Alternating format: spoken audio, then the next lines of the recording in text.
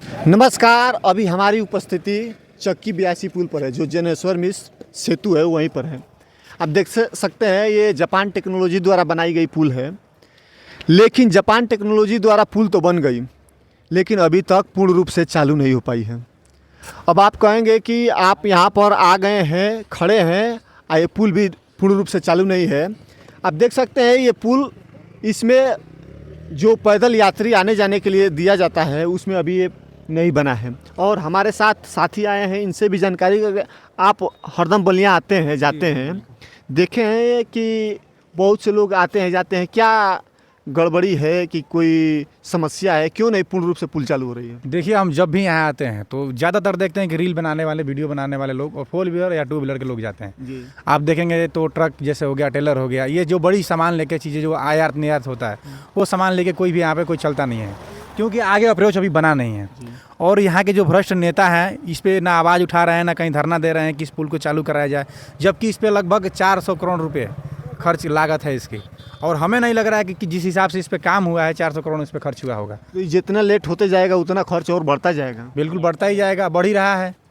ये जो अप्रोच का मामला है, हमें जानकारी है कि भूमि अधिग्रहण के लिए कर शायद 2 पार्ट में बना था, लेकिन अभी तक इस पर लोग क्या कर रहे हैं, क्यों नहीं? आखिर में इससे उन लोगों का कोई फायदा नहीं है कि क्षेत्र की जनता के नुकसान भी नहीं समझ में आ रहा है। क्या कर रहे हैं नेता यहाँ के? अब पता नहीं, वो तो वही बता सकते हैं।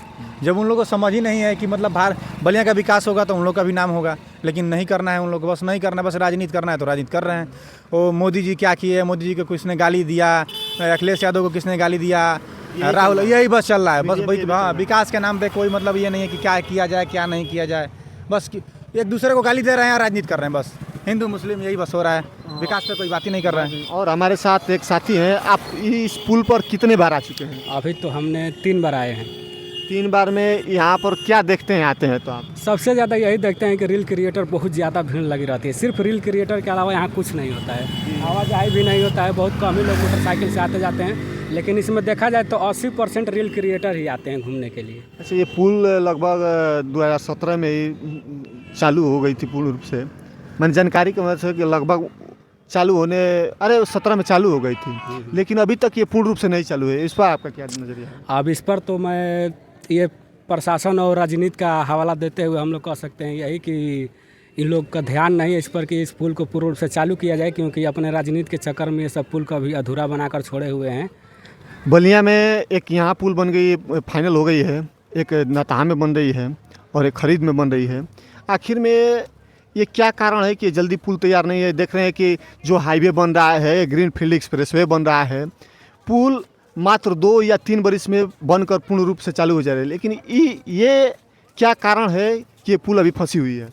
देखिए, यहाँ के सब नेताओं की कमी है, ठीक ना, और कुछ कमी नहीं है। अगर नेताओं शुद्ध रूप से ध्यान देना शुरू कर दे, अगर पैसा तो आ रहा है लेकिन पैसा सही रूप से प्रयोग नहीं हो रहा है, और प्रयोग नहीं होने की वजह से यहाँ के जितने अधिकारी है ये सब अपने अपने में मिलजुल कर खा ले रहे हैं। उसके बाद पैसा की ख़त्म हो जा रही है, फिर पैसा पास करने के लिए इसको समय दे रहे हैं। अधिक से अधिक समय इसलिए दे रहे हैं कि फिर पैसा पास होगा, फिर पैसा खाने के लिए ये सब ज़्यादा से ज़्यादा पैसा पास कराते रहेंगे और खाते रहेंगे, इसलिए करते हैं। देखिए, अभी हमारे साथ जुड़े थे और विस्तार रूप से जाने भी, ये हमारे ज़िले में यही नहीं, ये तो बनकर तैयार है। पुल सेल्फी का हब हो चुका है, लेकिन और 2-3 पुल बन रही है, वो भी ऐसी ही लटकी है और उसका कोई ठिकाना नहीं है कि कब तक बनकर तैयार होगी। इसका कोई समय और निर्धारण तय नहीं है कि कब चालू होगी। देख रहे थे रनीश यादव, कैमरामैन के साथ, धन्यवाद।